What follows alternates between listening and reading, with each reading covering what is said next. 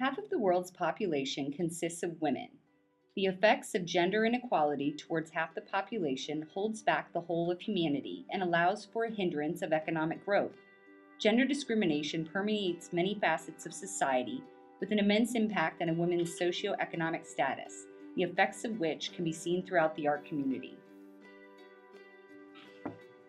In Edward Manet's Olympia, his subject is no doubt portrayed as an independent woman. However, it is at the expense of men using her body for a sexual purpose. Most likely an unmarried woman from her time without a solid family structure would be forced into a career of prostitution for the lack of career and educational opportunities for females. This exemplifies the immense gender inequality between men and women throughout history.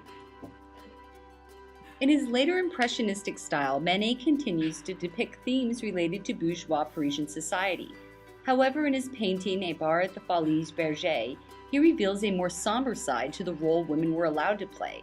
The conflict between the subject's reality and her reflected image mirrors the dual roles that women had to play, presenting a docile and submissive image to conform to societal gender roles while suffering internally.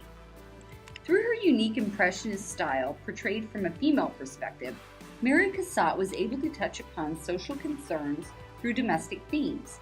Her paintings were known to elevate the status of women in society, allowing them to be the subject rather than objects, which was considered groundbreaking at the time.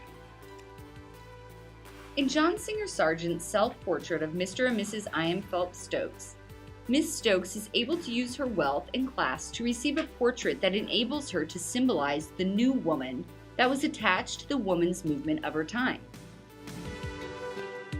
Crawlers, a photograph by John Thompson, portrays the uphill battle a woman might have to endure during a time period marked by drastic socioeconomic hardships.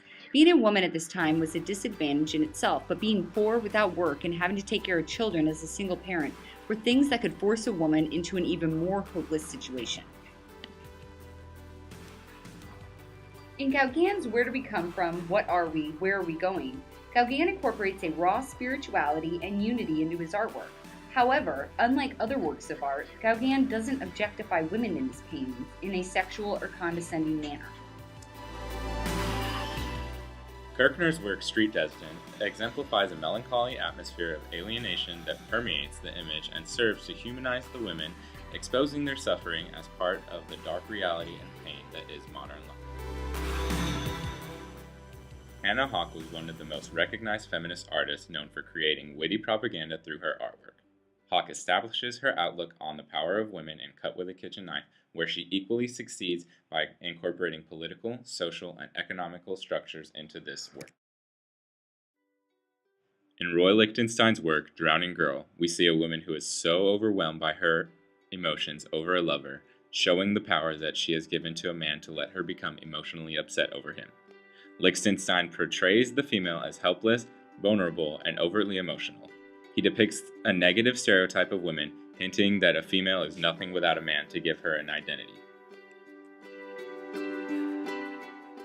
In Judy Chicago's work, The Dinner Party, she questions the idea of high art, and in doing so exposes the effects of its negative views upon these feminist artists who use utilitarian craft objects in their work. With a brilliant force and determination, Chicago has helped break down many of the barriers the fine art tradition had built over the centuries, narrowing the gap of gender and economic inequalities between men and women in art. The question remains, why is it more acceptable for a woman to be an object of art rather than a creator of art?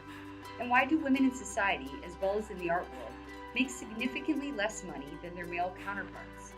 Perhaps the art world will continue to explore and express these concerns until we reach a future where inequalities are obsolete, a world that closes the gender gap and allows for a more socially and economically balanced society.